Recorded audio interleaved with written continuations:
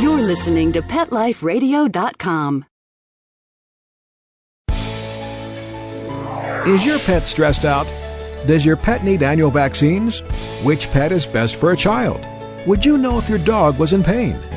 Pet Life Radio presents The Pet Doctor, where you'll learn everything about keeping your pet healthy and happy. From pet care, pet meds and grooming, to pet food, pet insurance, and dental care, this is the place to find out everything there is to know about pet wellness. Whether you have a dog, cat, reptile, or rabbit, you'll find answers for your pets straight from the vets, because it's your pet. Health matters. Please welcome your Pet Doctor host, veterinary media consultant and veterinarian, Dr. Bernadine Cruz. Welcome back to my adventures at the AKC Eukanuba Dog Championships, held in Long Beach, California, at the Long Beach Convention Center.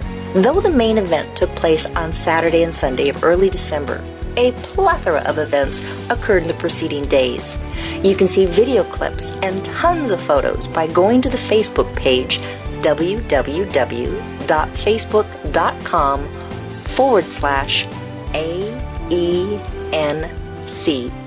We'll get back to the show right after the short commercial break.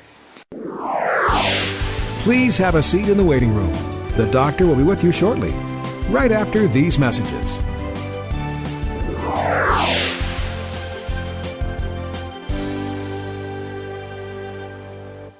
Be sure to tune in when Pet Life Radio goes live from Global Pet Expo, the world's largest annual pet products trade show. March 25th through the 27th, you can catch all the new products coming out for our pets before they even hit store shelves. From the latest in all-natural and eco-friendly products to the most elegant in pet pampering and high-tech innovations from companies all over the globe. It's at Global Pet Expo. Nearly 800 companies will be displaying new and exciting products to make time with our pets even better. Tune in March 25th through the 27th for everything Global Pet Expo. It's time for school for you and your friends, your furry best friends. Train your dog the fun and easy way with Teacher's Pet Sessions. Teacher's Pet host Pia Silvani teaches you step-by-step how to train your dog the fun and easy way. You get 8 30-minute live audio training sessions, complete transcripts of each session, plus a basic training manual to get you and your dog off to a great start. Training begins the moment you bring your dog home. Teacher's Pet Sessions offers positive reinforcement training to shape your dog's behavior and encourages upbeat, enthusiastic responses to ensure that your dog will enjoy learning. Teacher's Pet Sessions dog training is fun at both ends of the leash. So listen, learn, and laugh with your dog with Teacher's Pet Sessions. Get your copy of Teacher's Pet Sessions Volume 1 today. To order, go to teacherspetsessions.com. Hi, this is Pia Silvani, your host. Bring your dog, tug toy, and treats, and get ready to have some fun. teacherspetsessions.com. Hello! I'm Deborah Wolf, and I'm inviting you to my animal party on Pet Life Radio. The dress code? Come as you are. Pajamas, a tux. You can even go naked like your pets. Unleash your party animal at my animal party. Guests you know from Animal Planet, TV, radio, the news, and bookstores will be joining me. And that's because after I won Best Pet Radio in America from the DWAA, I got my paw in the door and I met a lot of amazing people. And the best of the best are going to be coming to the party. They're coming to party with us. So join us at the animal party. Don't miss the party. Every week on demand, only on PetLifeRadio.com. Let's Talk Pets on PetLifeRadio.com. Welcome back to The Pet Doctor on Pet Life Radio with Dr. Bernadine Cruz. The doctor is in, and we'll see you now. The American Kennel Club Research Health Foundation has coupled advances in veterinary medicine and a desire by purebred breed clubs to promote only the best characteristics of their dogs. Listen to how science is enabling breeders to screen for potential genetic defects.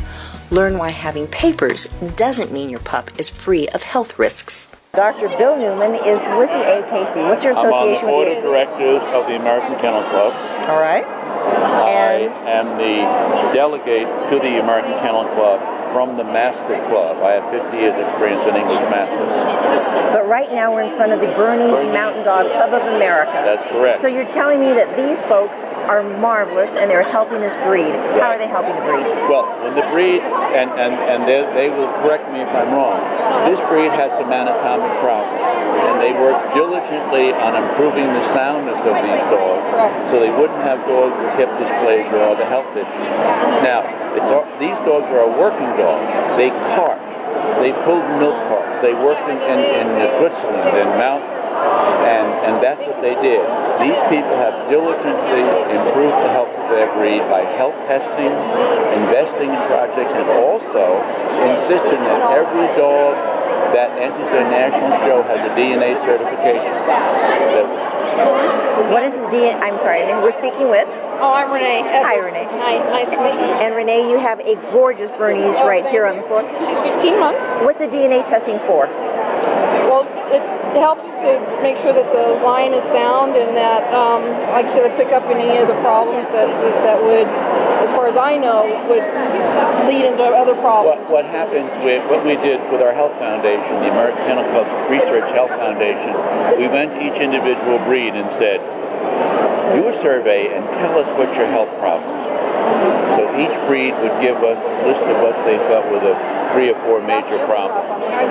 Then we would say, we're going to go out and solicit research from the major universities to find genetic markers that will help us not breed a dog with a defect. So we did testing and selective breeding, and they've improved the hip dysplasia problem in this breed tremendously. So why should somebody, I want a Bernese Mountain Dog, and I can go to a breeder, and a pup is going to cost me X dollars, but boy, there's somebody down the street who has a Mountain Dog. Why can't I just go to them? Why should I go to a AKC breeder? Because the Bernese Mountain Dog Club and the Master Club and the other parent clubs will say these are the tests that we should do on the male and the female before they breed them. We will not sell you a dog that we know has a problem and we will not, most of our people will stand behind the dog, say that if there's a problem with our dog, come back to me. In other words, we don't sell the dog, pocket the money, and run away. We are here to promote the breed, and the object is to breed a healthy, better dog, so we're happy with the family. Now, people hear about puppy mills, and they purchase a puppy, and it comes with papers. Is that going to be their safeguard? No. The difference is, in the American Kennel Club, and the parent clubs that we have, they do the testing, they stand behind the dog, they're there to help. Most breeders will have a contract and say to you, if you have a problem, I will take the dog back. I will assist you. You have the club behind you to help you. The difference of the American Kennel Club has created a problem. We have made purebred dogs desirable. So therefore, we've created a market. We cannot fill the numbers of dogs because we do not breed prolifically. We breed carefully after testing and thinking it out.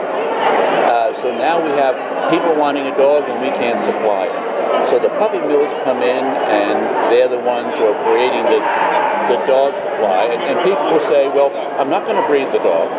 I'm not going to show the dog. Why do I need an AKC dog? Because we are the people who worry about the health issues, who breed carefully. We're the one to make sure that we're doing the best we can, and we stand behind. You're buying into a family. You buy the dog, but you're buying the Bernese Mountain family. She is my first dog, and for her, I was actually interviewed. So your first dog ever? No, my first dog's Bernese, Mountain Dog. Right. And so I had to go through an interview process. They had someone come to my house, look at my house, see where it was there, and which is great. And then with the breeder that I went through, she actually reimburses me for every test that I do. It's, you have to, under our contract, you are to do this and this. In 6 months or so, she'll be in for her x-rays, and I'll send her the receipt. She'll reimburse me the amount for the x-rays to make sure everything is okay, etc. So I think the breeders here are very careful about trying to make sure that, number one, they're going to a good family and they have a good home, and then from there that the line is improved. So they really work diligently on that, the DNA, etc. Dr. Newman, I love your analogy where you're buying into the family. You're not just buying a dog, you're buying into the family. And what this lady mentioned the fact that when you go to get a dog from a reputable American Kennel Club breeder, they interrogate you. Yes. Absolutely. Are you worthy for this dog? Are you worthy? Some people will say, well, I have to see your family and you must come and bring the children and see if you interact before I can let you have the puppy. They're very concerned. They just don't let it go. Then what happens if a dog comes in a bad situation, every parent club has its own rescue. We take the dogs back. Yes. We rehabilitate them, they neuter them, and then they find a proper home after temperament testing to place them. Fantastic. Kathy's the head of the rescue for our area, so she does all the rescues for our area for our breeds. Well, I think the listeners now have learned a lot more, myself included, about why you really should go to an AKC approved breeder. Thank you so much. Thank you so much. Appreciate it. Thank you. So we are talking about Tibetan Mastiff. So Tibetan Mastiffs, since this is on radio, explain Mastiff you think large. And these honeys are gorgeous and large. How much do they typically weigh? 110, 20 pounds. They are not a giant breed. They are a large breed. Okay.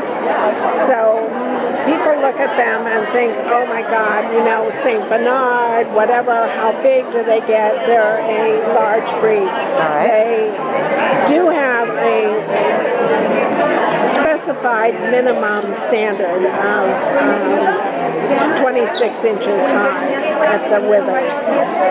So a breed that people would be more familiar with, what else would be about 26 inches? Like German Shepherd? St. Bernard. St. Bernard, all right. Okay, but they're considered a giant breed. Okay. Leonbergers, Rottweilers are a little not quite as tall, but it's very important for people to understand that this is a large breed.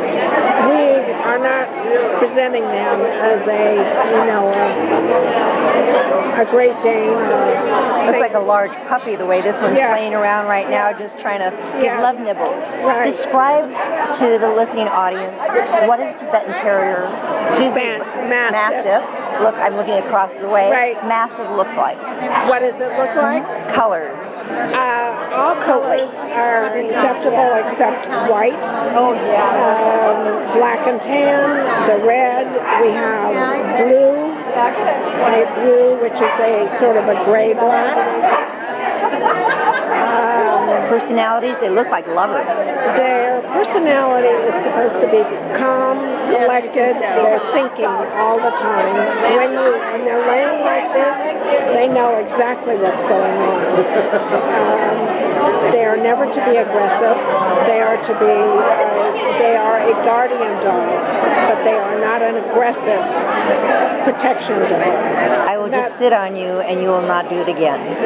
Well, the point is that unlike a Rottweiler or a Doberman, those are aggressors. These dogs stop and think. They evaluate a situation. They do not just look at somebody and say, I don't like you, and go after them. This is what they do. Get love is what they're getting right now, lots of petting. Where did they originate? Tibet. All right. That's why they're very heavy coats? Excuse me, I need more loving, yes. So are they good with families? I'm sorry? Are they good with families? Absolutely. They actually in Tibet, they're chained out on the family property and they're taught to protect the property. But with the family, they're wonderful with the family. They're very loving in the family, but they also recognize strangers that should not come into the family. And so they will let those people know you are not supposed to be on this property. And dogs like this, being a large breed dog, are they prone to having many of those large breed dog problems, hip problems problems, elbow problems, etc.? They will have hip problems. They will have elbow problems. This is why we do x-rays. This is why we're very careful with the breeding program. Very careful with the food we feed. In general, they're a very healthy breed. But you do have to be careful with hips because they are a large breed and they do carry a very massive amount of weight. And they can have very enormous bone. How did you get involved with Tibetan Mastiffs? I started with Great Danes. You like them big? Well, actually, I started with Great Danes. I had Pembroke Welsh Corgis. I now have also the companion to the Tibetan Mastiff, the Tibetan Spaniels. So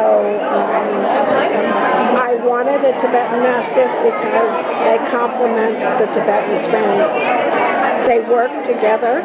The Tibetan Spaniel is a temple dog. They have extremely good eyesight. They sit on the wall and they guard from the wall, and they have 5 specific sounds. And the Tibetan Mastiff is on the ground with the sheep and the yak and the herds, and the Tibetan Spaniel communicates with the Tibetan Mastiff. So it's kind of your sentinel that's up there telling... Exactly, that's what they do.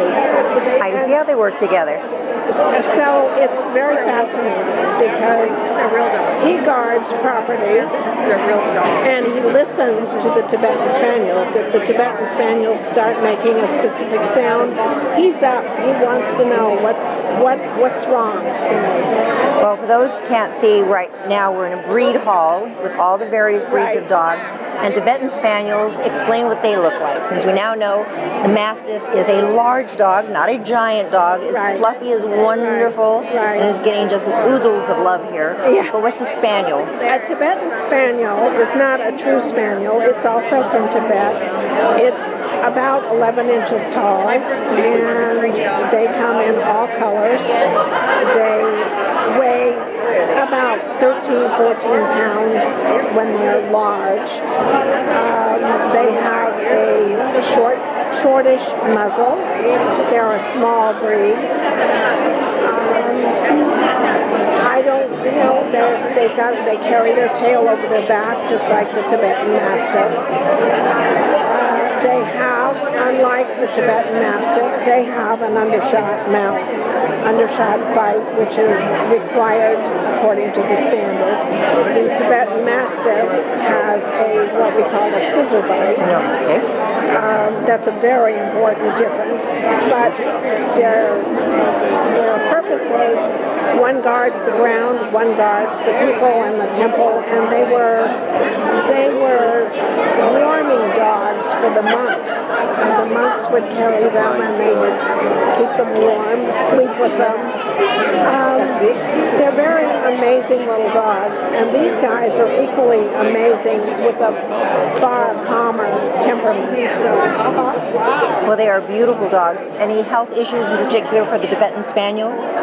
With the Tibetan Spaniels, we have to be very careful for PRA, eye problems. Basically, they're very healthy also. Great. A wonderful little breed. And could you describe what a Tibetan Spaniel looks like a little bit more? I'm looking at it, and some people might say, oh, it looks like a Pekingese. You could say that it is, I don't know. I've seen them for so many years that to me... Nothing would look like it other than a Tibetan Spaniel. Their muzzles can be mistaken for a Pekingese, but then you've got a very incorrect Tibetan Spaniel. They're longish coat, very silky. Longish coat. They have a slightly bowed front, which is required by the standard, but not overly so that they look like they're deformed. Okay, but the standard calls for a slightly bowed front. And unlike the Tibetan Mastiffs, who have a perfectly wonderful straight front, very powerful straight front, they have long hair-like rabbit like the Tibetan Mastiff has a tight foot. Very important for their work on the ground and climbing in the mountains of Tibet. The Tibetan Spaniels are a double coat. So why they were keeping the monks warm? Oh yes. Their temperaments are quite different than the Tibetan Mastiffs. I mean, we have some very yappy, not so nice Tibetan Spaniels. We cannot have that in the Tibetan Mastiffs. These dogs, very calm. All these people are walking by, and they're just laying there, just hanging out. But what people don't realize is that while they're laying there looking innocent, they're hearing and seeing everything. They're aware constantly. Totally. These are beautiful animals, Linda. Thank you so much for sharing your information. I don't know what else I can really tell you. Other than you're in love with Tibetan dogs. Yes. All right, so I'm here right now in front of the Swedish Valhund exhibit with Ivy Underdahl, and she has a gorgeous dog here by the name of Blaze. So explain, what is a Swedish Valhund? Swedish Valhund is a cattle herding dog, a farm dog from Sweden that they believe go back to the Viking times, and they have been farm dogs forever. And you just keep asking Swedes, and they keep going further and further back. They almost went into extinction, and a couple of men actually collected them from the farms and started to breed back up in Sweden, and they became an official breed again. I love it. Describe what it looks like. Okay, they are, people compare them to a corgi, but once you get corgi side by side, you can see the difference. They do have a short leg and a longer back. Kind of a body that almost coloring looks like an elk hound. Yeah, the coloring, yes. They have the coloring like an elk hound. There's a gray sable and a red sable. Their unique qualities are that they can be born, one litter can have all different kinds of tails. A natural bob, a Spitz curly tail, a sort of a saber tail, German shepherd tail, and no tail at all. They have an incredible herding instinct. About 98% or so when you put them on stock will go. They will know I know I'm supposed to move these, I'm not sure where, but I'm going to do it. So they have a herding instinct. They also they have a loud bark, so they protect property as far as alert. They let you know when people are coming up the driveway. And they're beautiful. They have an incredible expression, and they hook into their humans like they're part of you. And they never leave your side. Great family pet. You'll never go to the bathroom or take a shower alone again. They go everywhere with you, and if you can take them to work or go, and do things together like hiking and stuff, they will love it. They want to do stuff. They're not a super high energy dog like some, say like a terrier. They're more like, keep me busy because I need to think. They're a thinking dog. So we do musical freestyle and herding and agility. Musical freestyle, yes. Explain. Blaze and I dance together. Oh, fun. Yes, and he has his... What type of music do you like, Blaze? Yes, he likes country, but I like a little bit more pop. So we dance to Singing in the Rain and stuff. Yes, sir, say hi.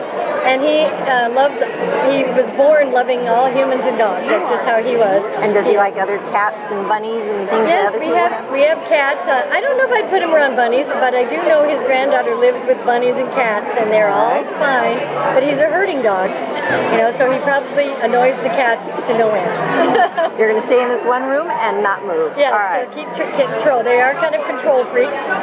They want to know when the whole family's together, they're happy, and when they're apart, they want to know where they are. So they're very much, it's all the herding instinct for, 1,000 years or so. Any medical issues? There is a research being done on an eye, something they're finding in the dogs that has sort of a modeling in the eye, so they're trying to find a marker and see if that's something we need to look at, but other than that, they're overall really healthy breeds. I love it. And their longevity is, they can go 15 to 18 years. Good time. Long time commitment if you want one of these puppies. Great.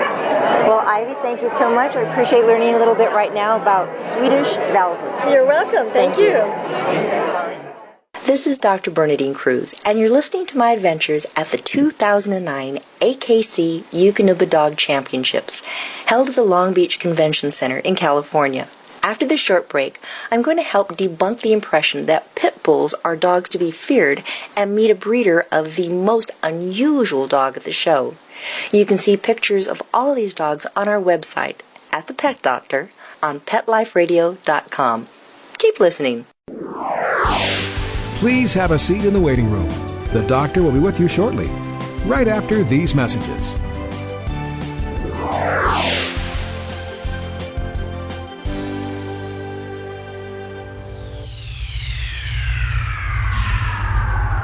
Greetings, humans. What planet am I on? Welcome to Pet Planet. Here's a copy of Pet Planet Magazine, Florida's most informative and fun pet resource magazine. It features heartwarming stories and informative articles from local and national pet experts. Excellent. Pet Planet Magazine offers Operation Planet Rescue, helping rescued pets find new homes. And it's available at 500 locations in South and Central Florida and 24/7 on the internet at PetPlanetMagazine.com. If you're out and about with your pet, you may be featured in Paparazzi, candid pictures of you and your pet. For up-to-date pet-friendly events, activities, and pet-related services and products, Pet Planet Magazine is your final destination. I shall take this magazine home with me. Back to your home planet? No, to my condo in Boca.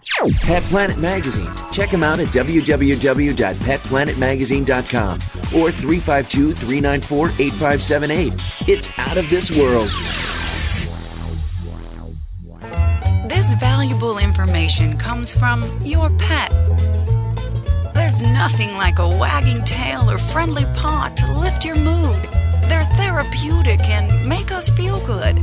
Studies show pets even reduce stress, prevent heart disease, lower blood pressure, and fight depression.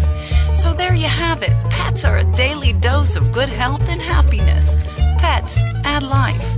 To learn more, visit petsaddlife.org.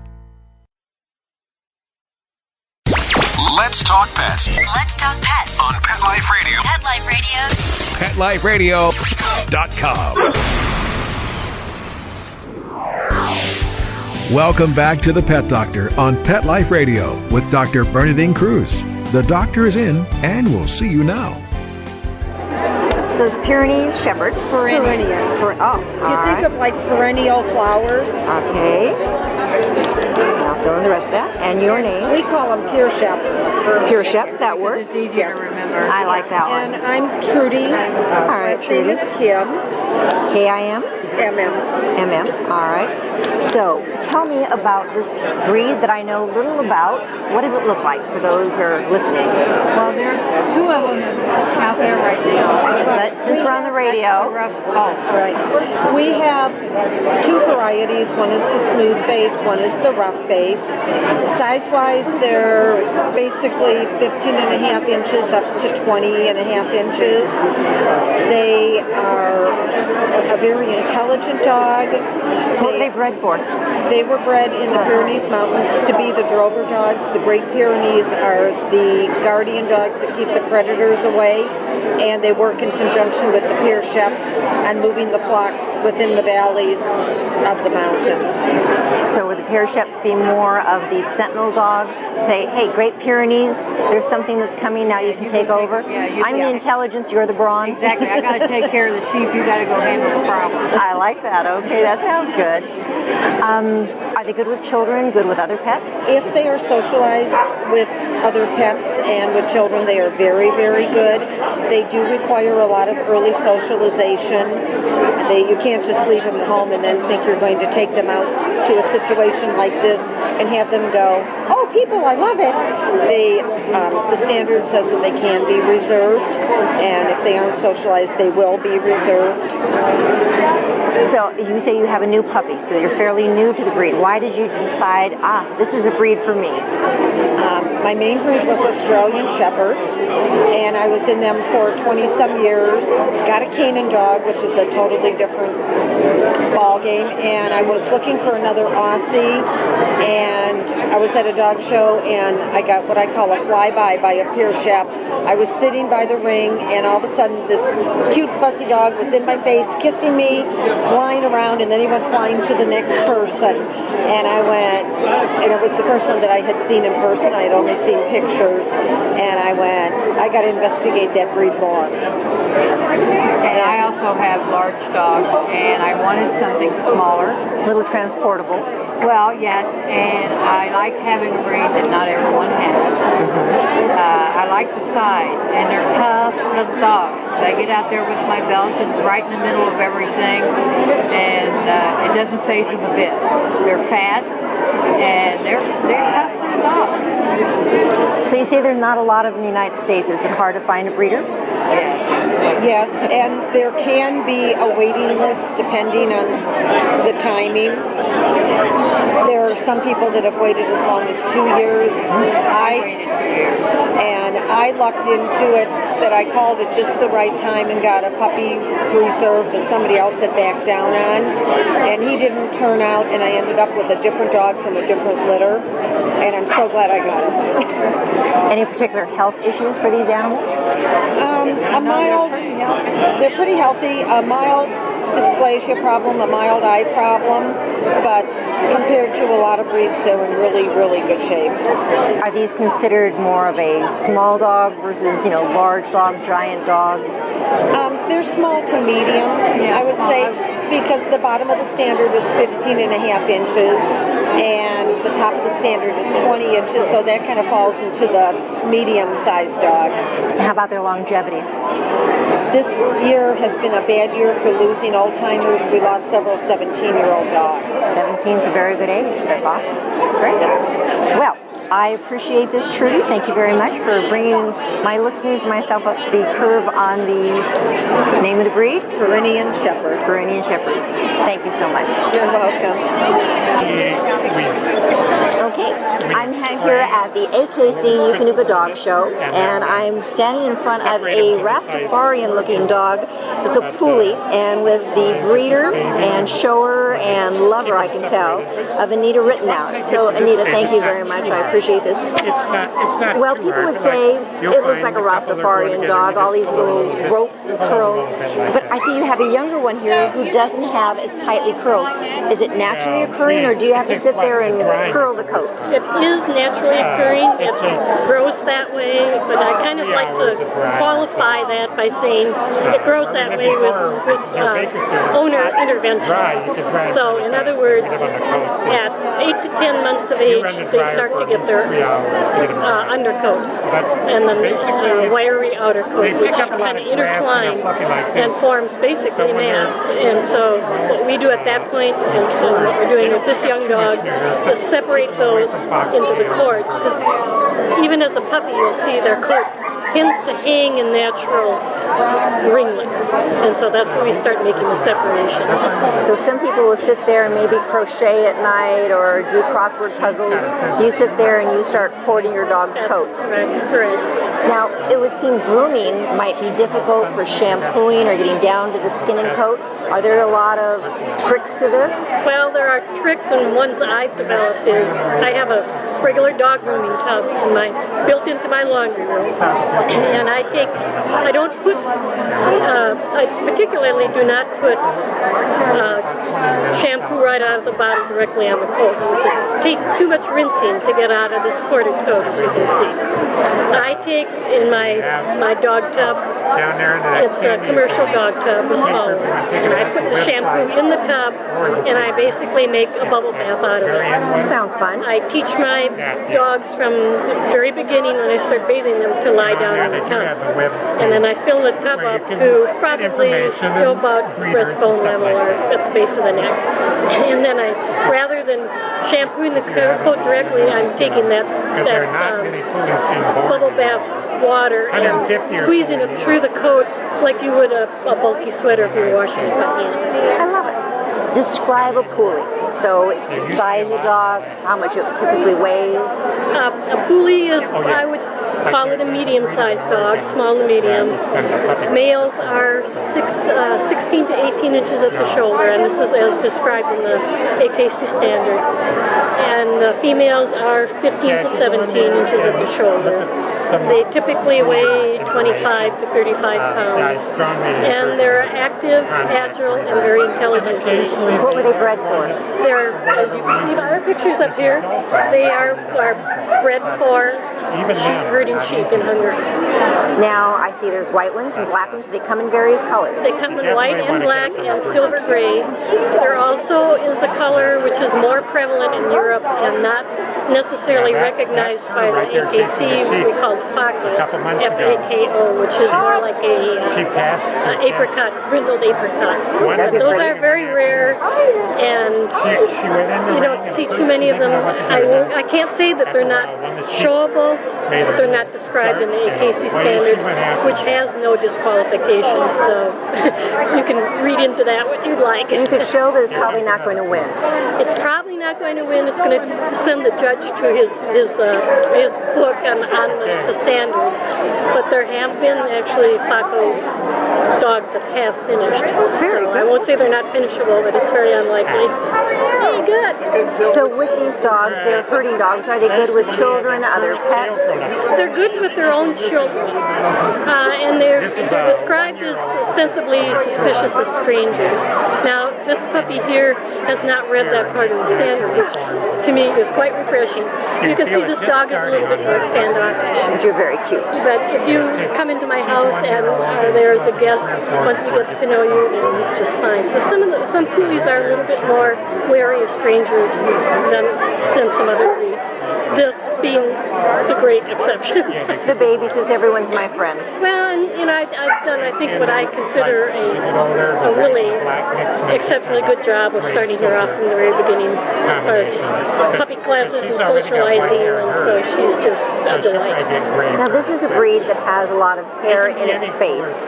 Do you run into eye problems? People would say, can it actually see because it has all this hair? Well, it's kind of like if you were looking, had your face right up against the Venetian blind. They see through those cords. Some foolish people do tie up their dog's cottonlets. But in the reality is, as a herding dog on the dusty plains of Hungary, this protected the eyes. Excellent. Now, I mean, the Puli has what the scientific name for it is eye goobers, right? I call it that all the time. I knew a veterinarian would call it eye goobers. Eye goobers, yes. Like, you pick out the eye goobers. We all wake up in the morning with eye goobers, so yes. And but they don't have anything unusually specific as far as eye problems are concerned. Any other general health concerns? When reputable Puli breeders do the testing for things that all other people do, hips, patellas, elbows, eye exams. Another good reason to get a dog from an AKC breeder. Exactly, and they do, test for von Willebrand's and whatever other thyroids. Right. Yes, exactly. She's just in the process. Anita, with your Pulis, thank you so much. I really appreciate it. So I'm here right now with Gary Gardner, and he has a breed of dog that is just precious. I don't think I've ever seen one. Norwegian Lundehund. Lundehund. So tell me about Norwegian Lundehund, which I gather came from Norway. These dogs are actually a Spitz-type dog that came from little islands off of Norway, the Faroe Islands, and they evolved to hunt puffins, which are like a penguin, a small penguin-y sort of a bird. And that's a niche market. There's not much else on those islands to eat. The scientists think that they got stuck over on the islands after the last ice age, so they were over there, and then when the ice retreated, they were left on the islands. So they evolved certain adaptations to let them hunt the only thing left to eat, which were puffins. So they've developed extra toes. They all have 6 toes at least, and fully functional 2 thumbs. They have a collarbone, much so it looks like they have double dew claws front and back. Claws, right. But they're actually fully formed toes, and they've got a different pad on the back, so that it all helps them to climb cliffs. The puffins nest in scree fields and inside the rocks, and so these dogs have to be able to climb really steep cliffs to be able to get to the puffins. Here's the pads. So they're elongated pads. And they have Very interesting looking feet. So on that big pad on the bottom, which we think is typically being a little heart-shaped, theirs is elongated. So extra traction for making it up those mountainsides. The slippery rocks, because in Norway it's wet a lot. So the rocks are really, really slick. And I mean, we've been to Norway several times and they use them. They use them fully. Those are tough little toes. They'll splay them out and be able to climb down or up. They also have a collarbone very much like humans, so that they can spread their like this. So, and that lets them get really flat. They can turn their heads around. So right now, spreading their little arms, it was like a spread eagle, just like totally flat. Sticking their arms straight out to the side. Then they can turn their heads around, kind of like an owl, or tip them all the way back to the back. Just totally flexible in all directions. So we're doing the exorcist routine now. Yes, exactly. Of a nice dog. Yeah, if you actually saw a dog do this normally, you'd think there was... It's time to leave. We've actually seen people, because the judges occasionally ask for us to show them, and you see people in the audience go, oh, cringing. Well, veterinarians oftentimes do that with neurological testing. You see there's pain in the neck. These guys are flexible like cats. Yeah, they just think, well, okay, cool. They also can voluntarily close their ears, which helps them keep dirt and debris out of their ears. And you'll see them fold them forward. It's a very odd sort of look. They can bend them right in half. Will she hold them? Anyway, so it's probably very good in that wet environment too, so they don't get ear infections as much water getting down the ears. The sand and the dust and the water, when they're going into the nests for the birds, they can close them off so the dirt doesn't get down into their ear. No bird guano, so there's, yes, important. The puffin stands almost as tall as these dogs, so they have to be pretty tenacious to get the birds out of these nests. About how many inches tall at the shoulders and how many pounds? The males are 13 to 15 inches and the females are 12 to 14. So they're smallish dogs. This is actually appropriately sized females height-wise, and this is an appropriate sized male. And you can tell the difference in the heads. Definitely a more feminine head versus a more masculine head. The head is a little bigger, and their weight is supposed to be proportionate. Right. As opposed to. And any dog can enjoy their cookies more than others. So we have one dog here, this full figure. Fetish. Yes, which is good for the coat, but we have to be careful. That's yes. Right. A little too much. So. But yeah, they're supposed to be proportionate. I mean, obviously, dogs that are in agility, they will look muscular, but they'll weigh more because they're heavier.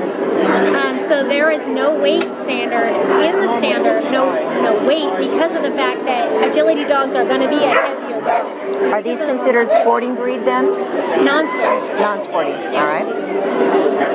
We're hoping that AKC will split the classes like they've been talking about. They have it on gold right now, but they would go into the northern group if they do that. So they were bred then for going after the puffins, and now they're being used for what? They're mostly just for pets and they're very, very gentle, good pals. They just seem to hang around with you. They like to snuggle. So as a house dog, they're terrific. But you can also take them out on the trails and go hiking, and they're a great outdoor adventure dog, but with the advantage of having a real nice pet. Good around children? Super good. Very much. They're very gentle dogs. Very much. In fact, they take food, and if you give them food, they'll follow you anywhere. They won't bite you to take it. They'll wait until you release it. Our cat's the alpha animal in our house by far. So they just as soon go along and get along. That's their nature. Any particular health issues that they have? They have the same health issues that a lot of the Spitz breeds have, the gastrointestinal issues, but it's nothing that can't be handled if you're paying attention to your dog. So they are sensitive to certain grains. So a lot of people feed them a grain-free or a very low-grain diet. So finding the diet that works best for them. Yeah, they're very individual, because I mean, we've got a couple of them that are total grain-free, and a couple of them that'll eat anything, including colored styrofoam. So I mean, it's a very individual thing for each dog. But we try to keep their diet as natural as we can, and obviously the stress level down, because the stress level can upset them this time. And it does it to the people here at the dog show also right now. We're talking right now with Gary Gardner, and I'm sorry, your name? My name is Tracy Russo. Hi, Tracy. Thank you so much. And we are with Norwegian Lunderhunds. Lunderhunds. Thank you very much. Switch poster. There we are. Well, I'm here right now actually taking a rest, laying down with some dogs that people might look at going, I think this is a bull terrier or a pit bull. And this is actually, it looks like a nursery. It is. It's a nanny dog nursery. The Staffordshire Bull Terrier is. And I'm speaking right now with Christina Eastland. Yes. The Staffordshire Bull Terrier is historically known as the nanny dog because of their affinity for children. They're completely kid-proof and kid-tolerant, meaning your child can bite, chew, grab, stick, poke, pull, gnaw, and they just tolerate it. They absolutely love people. Now, Christina, do some people look at this and say, oh, this is a pit bull and this is a nasty kind of Typically, they'll call it a mini pit bull, but it's not. It's the original of all the bull breeds. The Staffordshire Bull Terrier and the Bull Terrier were the original two bull and terriers. The pit bull and the American Staffordshire Terrier about 200 years ago came from the Staffordshire Bull Terrier. So they're very completely different dogs because it's purebred for generations of just purebred Staffordshire Bull Terrier breed. They're bomb-proof. They're really not a great guard dog. They're very stocky. They're more like a bulldog than they are like their terriers. Vicious is licking my nose off. They're completely in love with people. Okay. They are love bugs. I'm enjoying that. They are kind of Velcro-y. A lot of people are not big fans of the breed because they're needy. They want to be everywhere you are. Is in the bathroom, on the couch, in the bed. They're not a crate dog. They're not a kennel dog. They're not an outside dog. They're an inside But it's indoor. a good bedside dog because they really are small. Small, compact, no hair, easy to keep clean, 40 pounds max, 16 inches tops. Depends on how old they get along with all breeds. If you get they can be run together with different dogs. I have a French Bulldog as well as 4 Staffords. I never have a problem. My sister has English Cockers and a Collie. There was another male dog. I just drop the Staffords right down on the ground. Go. They're not an aggressive breed. They're just a really cool, compact, awesome-looking, almost human-esque breed of dog. And they love kissing. Yes. Yes, kissing. Who's this? This is Maxine. Maxine, very cute. She's very petite. Maxine's mommy. She's retired. She's 7. She's spayed. She's a champion. And she's you can see the femininity in her versus the masculinity of dog. She has a nice, smaller, little petite head. Very angelic, very wise eyes. They're very strong. As opposed to goofball over there is a big doofus, meatball. Any particular health issues that these dogs have? You know, health issues go in and out of all breeds. We don't have any right now. Occasionally somebody will have allergies, but so do children. Yeah, we really like that. Like she was saying, you don't and I've had the breed since I was 8. I've had it for 33 years. There was a couple of kennels that had dysplasia at one point, but we don't have, we help test, but we don't have any diseases. We are, as long as you breed healthy dogs, they're very trainable, they're very smart. Healthy, happy, wonderful dogs. Are they very common breed, or it seems like people would This is almost a rare breed. Yeah, we have about 350 registered a year with the AKC. They are not well known. They are not a high profile. They are not massively bred. We are very close knit, and we like it that way. This is a special breed that, in the wrong hands, they could be a bad dog. But this is what you get. I mean, you look at this and you go, "Oh my God, this is what I want." People that have pit bulls, I think, want this kind of dog and don't know that we're here. And it's funny because a lot of Stafford fanciers are people that started out in either pit bulls or Amstaffs and then went, "Oh my God, that's not what I thought I was going to be getting." Great little breed. I need to go find Tannerite. Well, thank you. I think I've learned a lot that this is not the pit bull. These are just sweet, loving dogs, and I can see why you have this display as you do, that it's a nursery, because they are just lovers. Lovers. Love their children. They're awful. They'll see a kid and dump you in 2 seconds. "Oh, look, it's a kid. It's my size. I can kiss it. He's not going to push me away." I love it. Thank you so much, Christine. I do appreciate it. Thank you.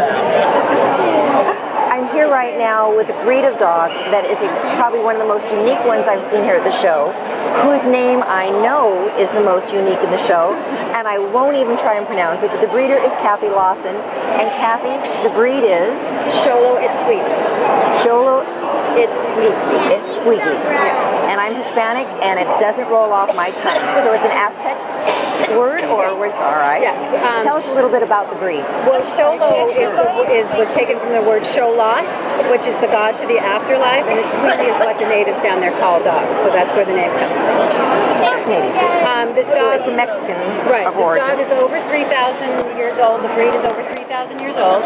They found them in the Kalima jungles. This is not a man-made or tampered with breed.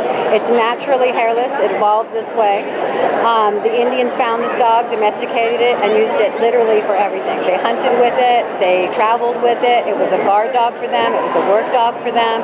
They bred them small for companionship. They put them in beds with babies like hot water bottles.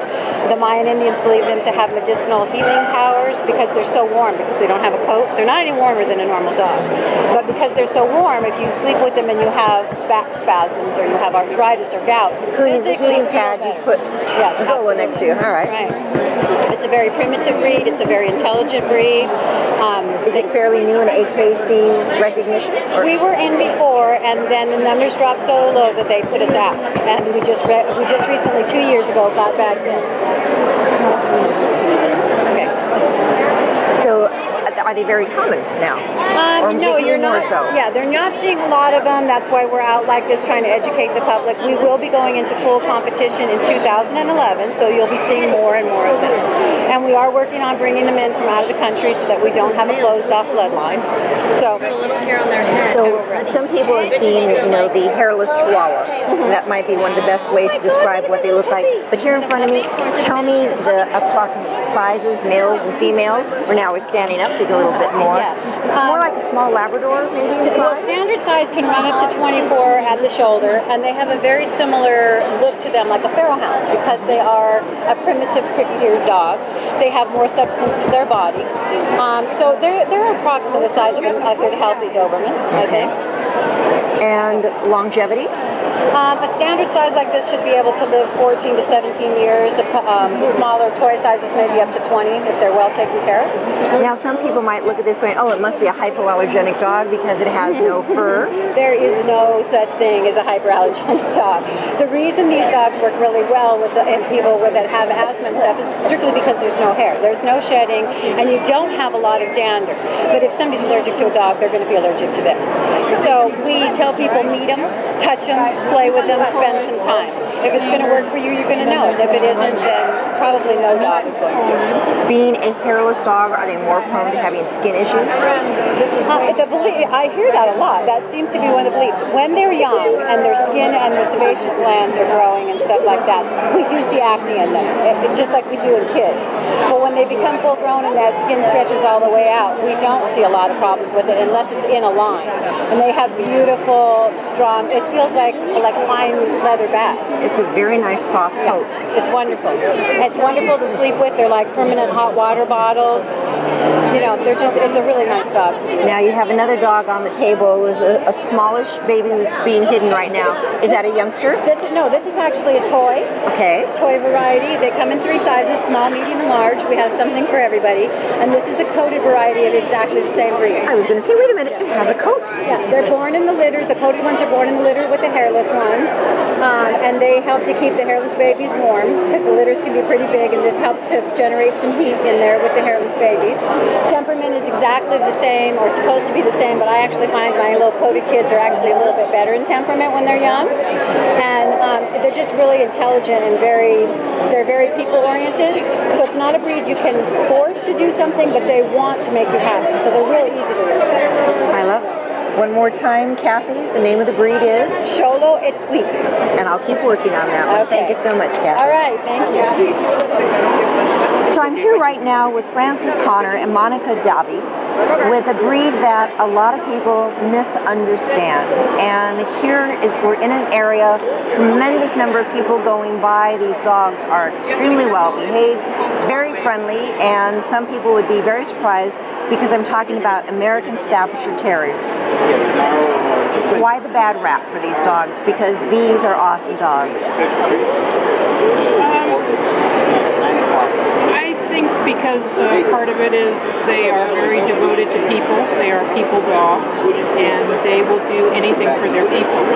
And if their people want to train them to be vicious and to be be a guard dog, which is not a natural thing for them, they're easily trainable that way because they love their family and their people so much. So they're following directions. It's not innately their problem. It's a human problem again. What were they bred for? So you say they're not guard dogs. What were they bred for originally? They're originally bred to be a farm dog here in America. They, like most terriers, they were ratters. They could... they're going after very large rats. They could. A lot of them do herding, just like some of the herding breeds. They were the family dog. They could lay on the back porch and bark if somebody came up. What's their average size? We have, the AKC standard gives us a preferred size, and we are to follow that, and that's another one of the big differences between an American Staffordshire Terrier and an American Pit Bull Terrier, and that's the size. And which one's larger? The Pit Bull Terrier. These dogs should be, a male should be between 18.5 to 19 inches. A female 17.5 to 18.5. So they're a solid dog, but they're not a huge dog. No. They should be a moderate dog. They're very athletic. They're very muscular. They're keenly aware of their surroundings. They're great companion dogs. Like Monica said, they love their people. They will do anything for their people. And they're very intelligent. And whatever you train them to do, they will do. Because you're their owner. They want to please you. That is probably what you would say their ambition in life is, to please the human that owns them. Are they a difficult breed to train, or are they fairly highly trainable? No more so than any other terrier. I mean, they are a terrier breed. They are a cross between the bulldog and an old English white terrier. And any so being a terrier, it's high energy dog. High energy dog. They get bored very easily with training. You have to make the training fun and reward based. And sounds like a lot of children I know. Yeah, sure. But once again, and they learn very rapidly, so they can become bored if the owner doesn't perhaps realize that they're already trained and they're repeating the same. The dog is like, I know this already. Let's go on, move on to something else. That's kind of their trainability. Any particular health issues that these pets have? Like all dogs, all purebred dogs, I would say about the same things that concern all purebred dog owners. So we have to worry about the hips, elbows, cancer, of course. Overall, they're a pretty healthy breed. Would it be a good first breed for anyone? Or they should work up to a American Staffordshire Terrier? I think a person should work up to any terrier, period. A terrier is not a breed for everyone, especially a large terrier. An Airedale Terrier or an American Staffordshire Terrier. They're very large terriers, but they have the same qualities a lot of times as the smaller little terriers. And that can be a bit difficult for new people. So it's not a first breed for everybody. One of the things I think I enjoy the most about talking to all these various breeders, it seems as though breeders really try to place the right person with the right dog. You're very concerned that this is going to be the right match. That's great. Well, I appreciate giving us a little information that these dogs that too often get the bad reputation, it's really the person, it's not the dog. Thank you. Sure. Dog shows are a great way to learn about the breed of dog you own or may want to add to your family in the future. Not in the market for a dog? You can also find very unique treats, supplements, collars, toys, and grooming products at these events. Trying to find a way to get a little bit more exercise in your life than that of your canine companion? Dog shows like the AKC Eukanuba Dog Championships have demonstrations on herding, flyball, and agility. Can't get your dog out of the water? Dock diving competitions might just earn you some dog food money. Listen in next week for the third installment of A Day in the Life of a Veterinarian, enjoying the heck out of herself at a dog show. Thanks to all the passionate and informative canine connoisseurs I met and interviewed. I love learning. This is Dr. Bernadine Cruz, and you've been listening to The Pet Doctor on PetLifeRadio.com. Pets can be a wonderful addition to your life. Keeping them healthy and happy is important. Pet Life Radio presents The Pet Doctor. Whether you have a dog, cat, reptile, or rabbit, you'll find answers for your pets straight from the vets. The Pet Doctor, on demand every week, only on PetLifeRadio.com.